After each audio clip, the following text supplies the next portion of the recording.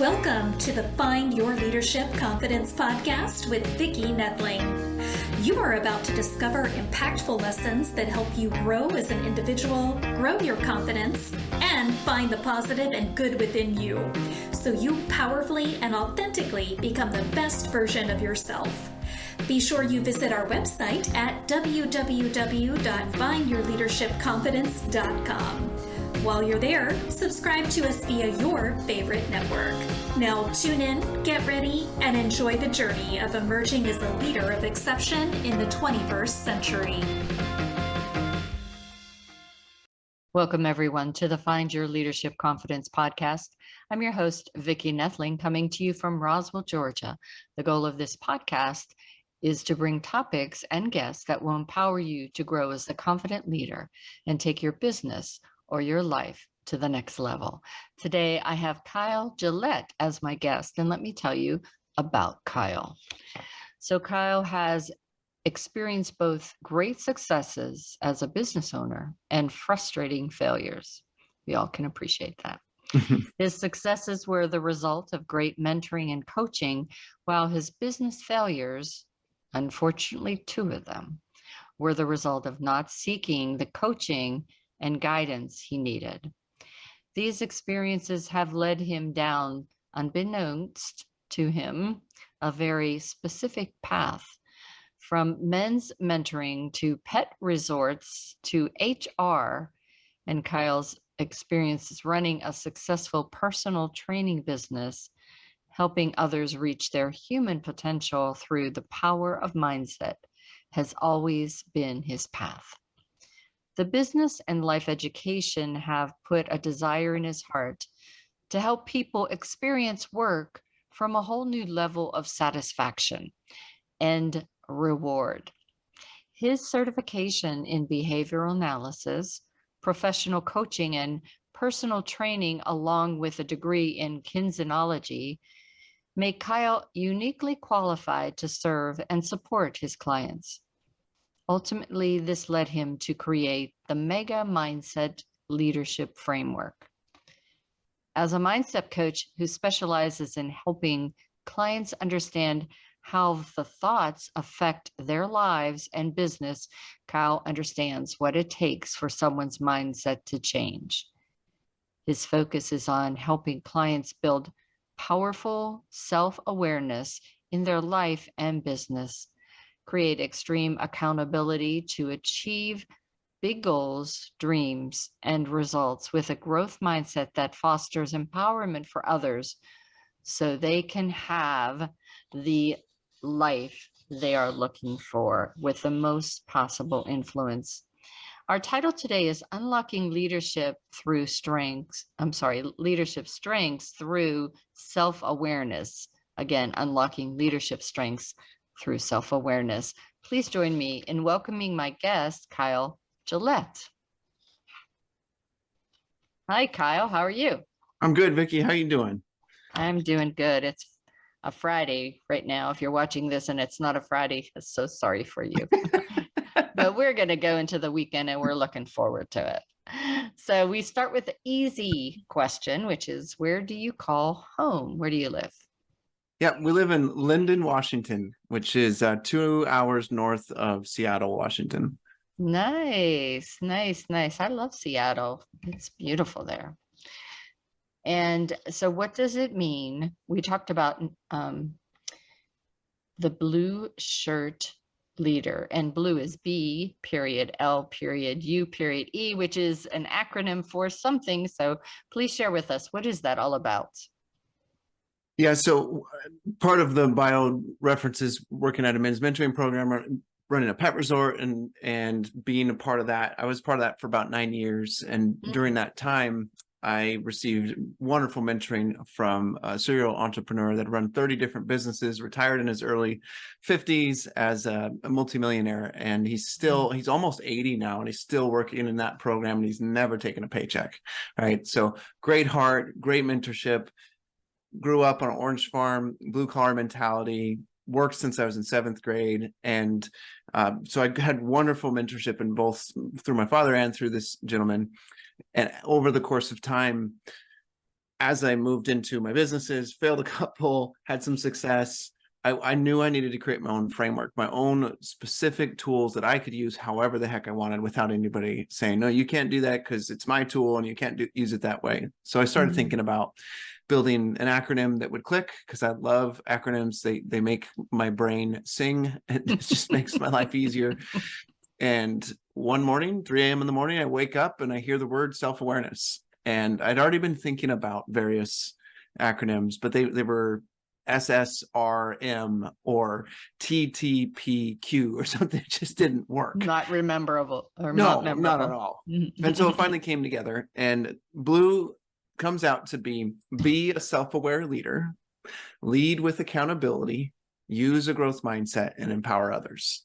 And I use the metaphor of a house to explain it. So, yeah. Okay, well, give us the metaphor of the house. Sure. So the great foundation of leadership is going to be being a self-aware leader. If you don't have self-awareness, you can't build leadership. You have to have self-awareness, otherwise your leadership's not going to follow. Then the nails that holds the leadership house together is the accountability. So leading with accountability, that is what helps keep that leadership house together. Then the walls and the roof are represented by using a growth mindset. Often as we grow as leaders, and if you think about your home, as you grow into your home and make it more and more your own, you modify it, you get new furniture, or you remodel it, or you add an addition to it. And this is what happens in our leadership as well. And then E is the empowerment, which is the windows and doors. And this is where people look into your leadership and they go, wow, what is Vicki up to? What is Kyle up to? And they get really intrigued and they want to partake. They want to be influenced by you. And so then they step into your leadership. The opposite is true too, though. When you are leading somebody so well and you kind of make a disciple of them, let's say, they end up at some point stepping out and leading in their own way. They go and run their own business, or maybe they just lead underneath your roof still. But either way, you're empowering them. And that's the simple explanation of the leadership house. Yeah, when you were talking about the windows and doors, I thought, well, it lets in the light so you can see better what to do. Awesome. To be empowered what to do. Awesome. 100%. So what personality types work best together in your experience? Well, it depends if we're talking work versus talking marriages. Well, let's do work first. Okay.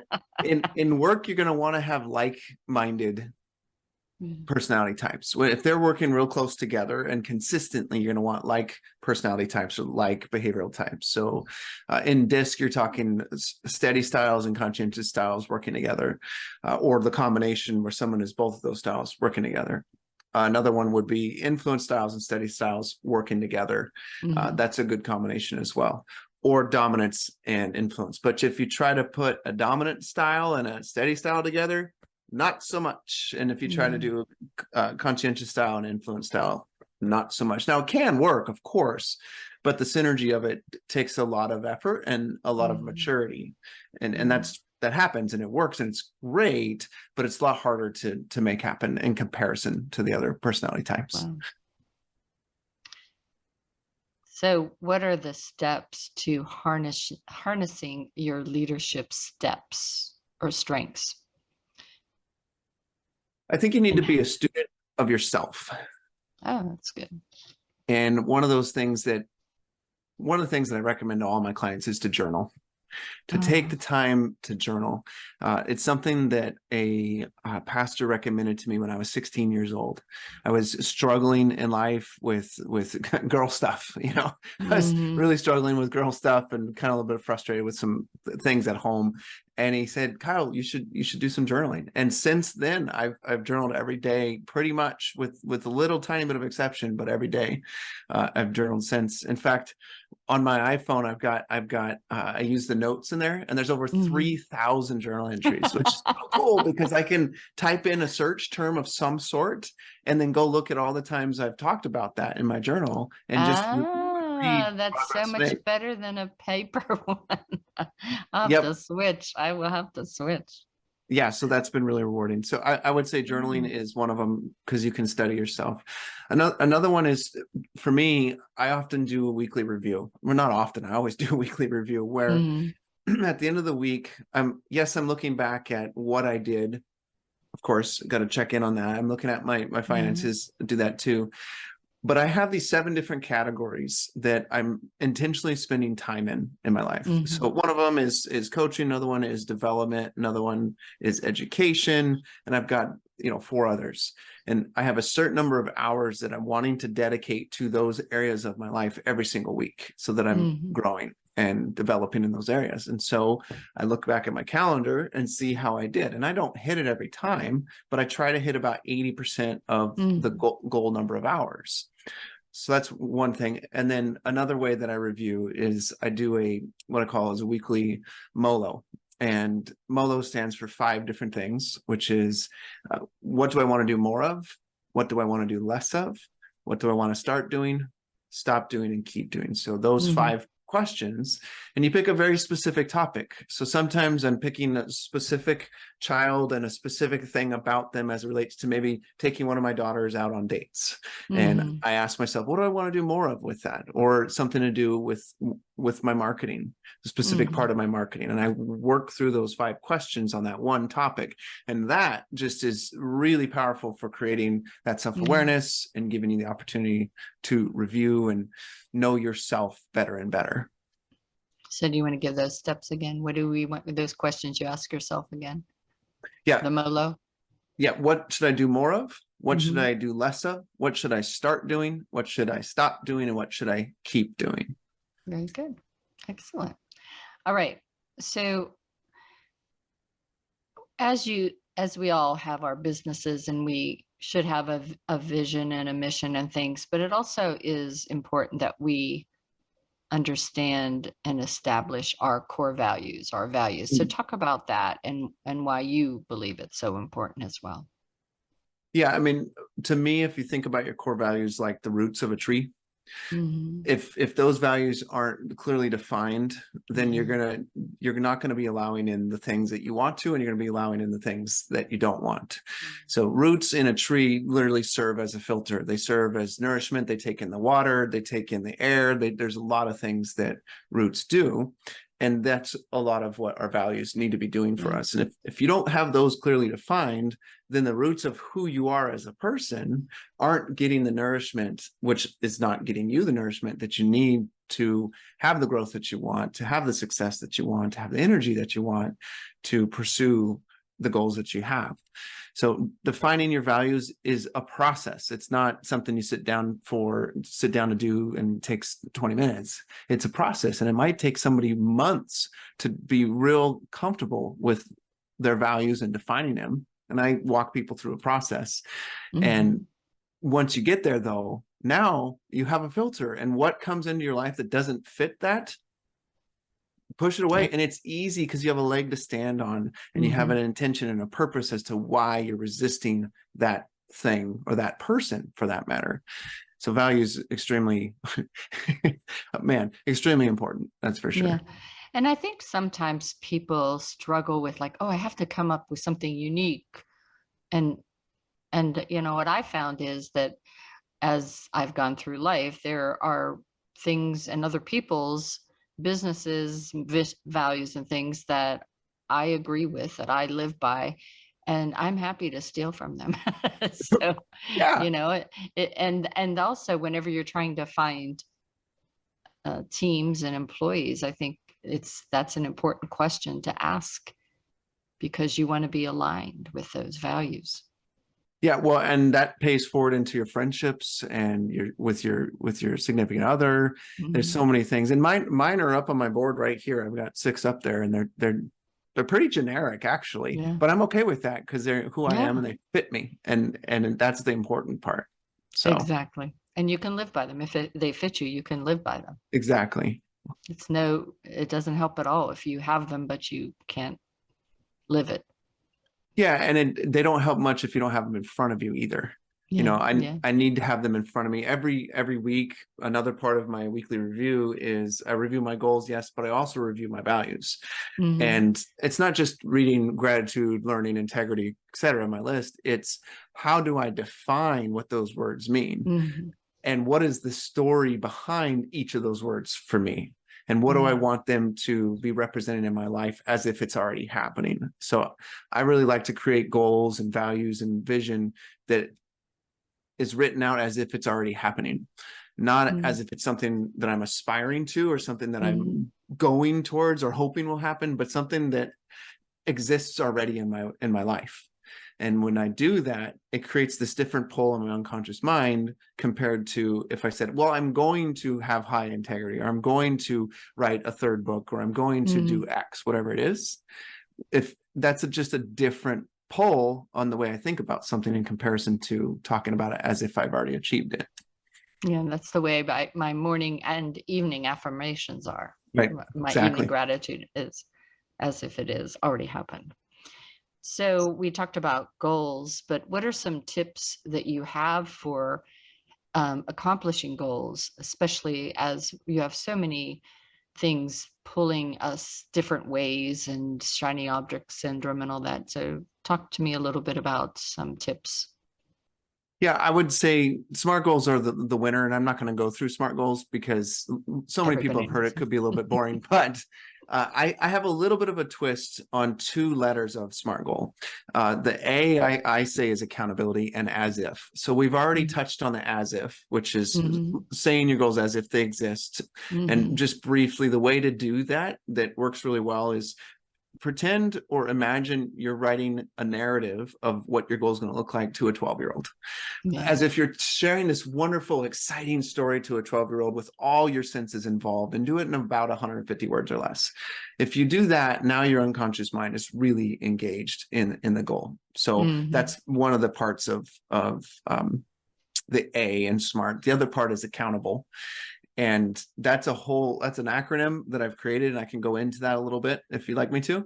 But that's the second piece. And then the other one I want to emphasize also is the T, which, yes, it's time bound, but it's also a toward goal versus an away from goal. And there's a significant difference there.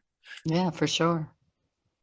All right. So how does a leader shift from telling people what to do to empowering them? And I love this one as a past project leader. Yeah, this is a good one.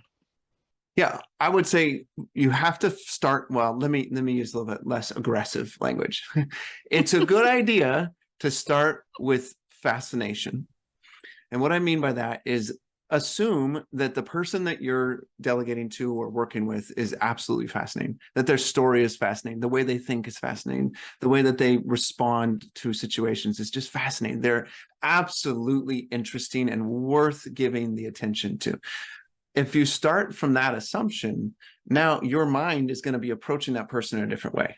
If I'm talking with you, Vicki, and I assume that you're not very smart, or you're not that exciting to talk to, and you don't have that exciting of a story, then I'm not going to engage you in the way that if I had thought of you differently.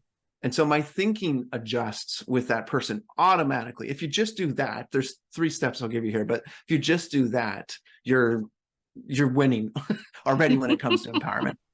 So assume the person's fascinating, and you can do that by just asking questions, just asking open questions about their life, as much as is kind of permissible in the context that you're in. But even if you can't ask too many questions, starting with that assumption is really good. Yeah. Second step is study your people. So most people, if you know DISC, or if you know Myers-Briggs, or you know those other personality assessment tools, that's really helpful. But I like to challenge people and say, okay, when you think about your spouse or your significant other or a best friend, do you know how they communicate? Do they communicate visually? Do they communicate auditorily? Do they communicate kinesthetically? And if you don't know the answer to that question, you haven't studied them enough. And I know that I don't know the answer to that question for all the friends that I have. I fully admit it. I don't have it figured out, but it's a worthy question to answer. Do you know their personality type in whatever world that you know personalities? And if you don't, figure it out, because that will help you study that person. And in the world of employing folks, when you know the wiring of them, then it's a lot easier to know how to plug that wiring in, because then they're gonna start to really thrive because they're plugged into the right places. So assume that the person is fascinating and engage your own fascination about them. Study the person as much as you can, get to know them. And you can do it covertly, you can do it overtly. There's all kinds of different ways to learn about people. It's mostly observation. Right. And then lastly, shut up and listen. Leaders are always a problem comes, right? Somebody says, we've got this problem with this customer and they're really frustrating. So I'll give you an actual example. I'm working with this landscaping company, and the department head for the landscaping division was really frustrated with problems that were coming to him, because he's always having to solve them. He told me, he's like, they come to me with these problems and then I have to give them answers, and then sometimes they don't follow what I say. I said, Travis, what if you just said, what do you think? What do you think would happen if you just asked them that simple question? What do you think? And I kind of prefaced it and made it this really big deal. I said, I want to give you a 4-word question that will change the way you lead. And then I said, what do you think? And he listened, which was wonderful, because that day there was an opportunity for him to ask that question, or to pull on a Superman costume or suit and save the day. Instead, he didn't become Superman, and he asked the question. And they came up with a brilliant solution that he wasn't even considering. And they've used it consistently. It was relating to scheduling, and they've used it consistently going forward, and it's made a big difference, and it's decreased stress, right? Just because he asked one question. So assume fascination, study your people, and be quiet and ask some questions. And the purpose behind this is, if you're really going to empower somebody, what you don't want to do is be empowering their conscious mind. That's tasks. That's a little bit of tactic, a little bit of strategy. That's just delegating procedures to people. That's not really empowering. That's not that great. And it's not rewarding to the person that's receiving that type of delegation.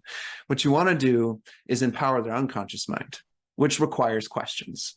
So if you want to be really good at empowering people, learn to use open-ended, powerful questions. That will change your life as a leader, and it will definitely change the life of those that you're leading. And it's extremely rewarding all at the same time. Yeah. So I know in my experience too, that what do you think is very empowering, but sometimes you do have to follow it up with what else? Yes. What else? Because sometimes they'll give you an answer that is, a run in the mill, maybe not the right answer. And they know the right answer, and so you just have to keep on probing them with those questions. And it can be uncomfortable if you're not used to doing it, but it really does help you dig deeper in and help them discover.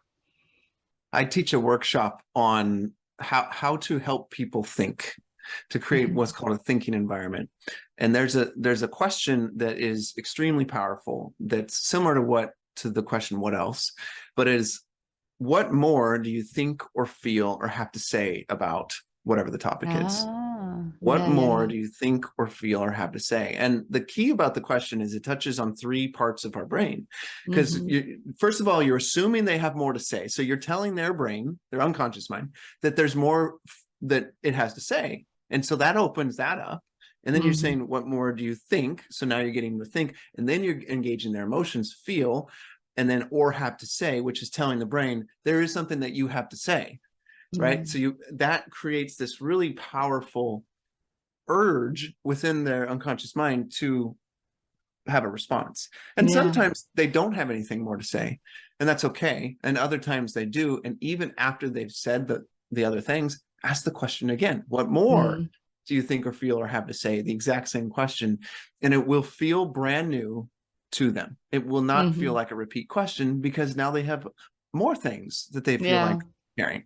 And it's beautiful. I frequently ask that question to my clients, and I'm often surprised that I can ask it a few times and they still have more answers. So it's really fun, and that is extremely empowering.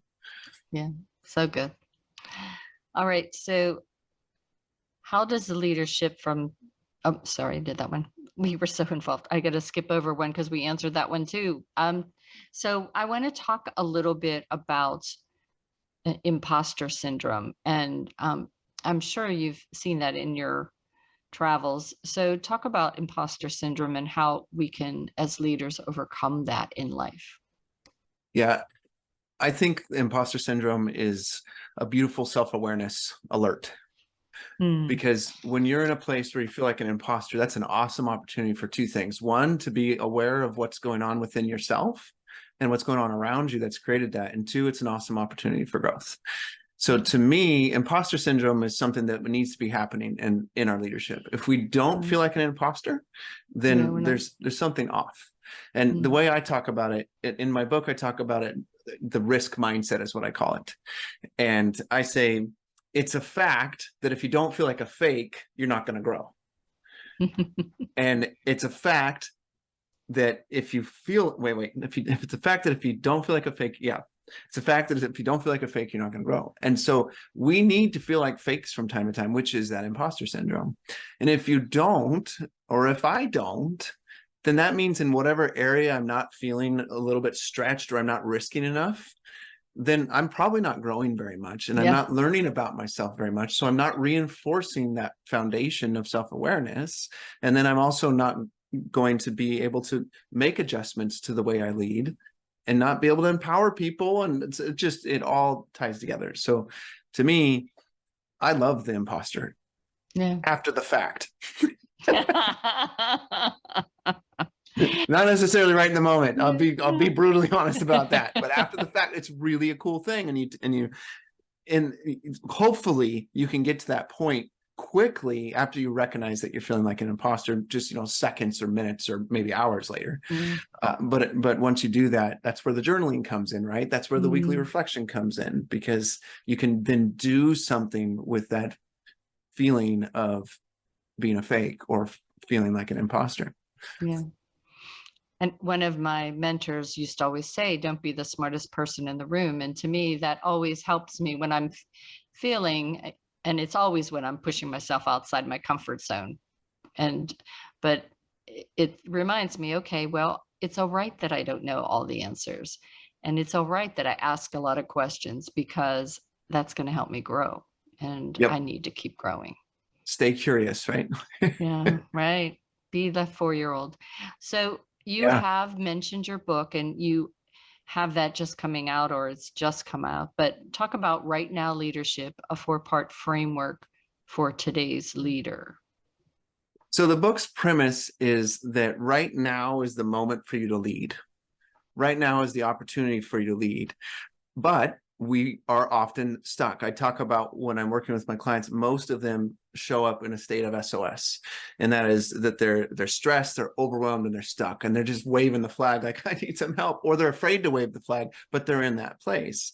And so what that means is there's some mindset struggles and there's some habit struggles. And so in the book, I break down the 4 different areas that I've already mentioned with blue. And I break them down into each area has 5 mindsets and 5 habits. And I teach people how to implement the mindsets of that specific area and the habits of that specific area, and that you can actually do it right now. You can start right now implementing those mindsets and habits and shift your leadership, change your leadership right now.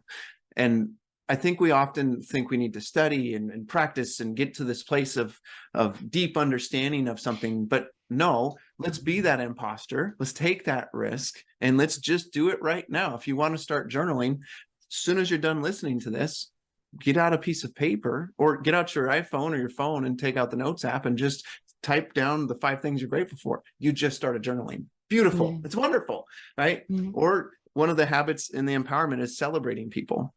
Find 5 people that you care about and celebrate them. Just tell them the things that you appreciate them. You can start that leadership habit right now. So the book is all about that concept and shifting people's leadership in the moment, because that's the moments that we have is right now.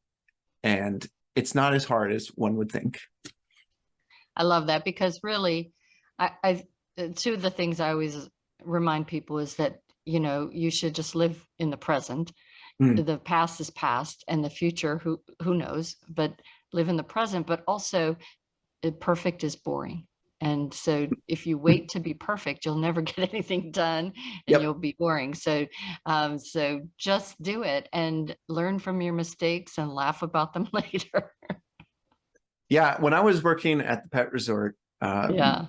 we had this, how many spaces? There's 6 different yards, and we'd house about 60 dogs at a time. Mm-hmm. And they'd all play off leash all day together. And I was out there, I had just finished scooping poop. So really, really glamorous job. Mm-hmm. And I was looking through the chain link fence, and these 2 dogs were wrestling. They're just playing and clearly having a great time, because dogs are really good at having a great time. And it dawned on me that dogs don't have any worries. No. They're not worried about anything. And I was like, what is that? And there's a wise man that once said, who of you by worrying can add a single hour to your life? And that message clicked in my head real clearly, where I went, oh, worry is about time. And I cannot control time. Dogs know that. Well, dogs don't know that, but they just are. And so they're always present. And so the more that I've thought about that idea, I've realized that when I'm concerned, when I'm worried, I'm thinking about, mostly for me, I'm thinking about my future. I'm really harping on and thinking about my future, and it gets me a little bit worked up. If I think about my past, then sometimes it could be something sad, but regardless, it's distracting me from the present, because that's the only place I really am. That's the only place that I can impact now. So those dogs it was such a beautiful moment. I was just like floored by the wisdom of the dogs and just the joy that they have of being in the here and the now. I had interviewed a woman many months ago that does leadership, and it's all based on looking at your dog and learning how to be a leader from the wisdom of your dog. And it's great. I'll put in the show notes a link to that podcast, but it really aligns with what you're saying, Kyle, for sure. It has flown by, so much great information. Again, I do want to remind everyone the name of the book is Right Now Leadership, a 4-part framework for today's leader. And that will be in the show notes as well.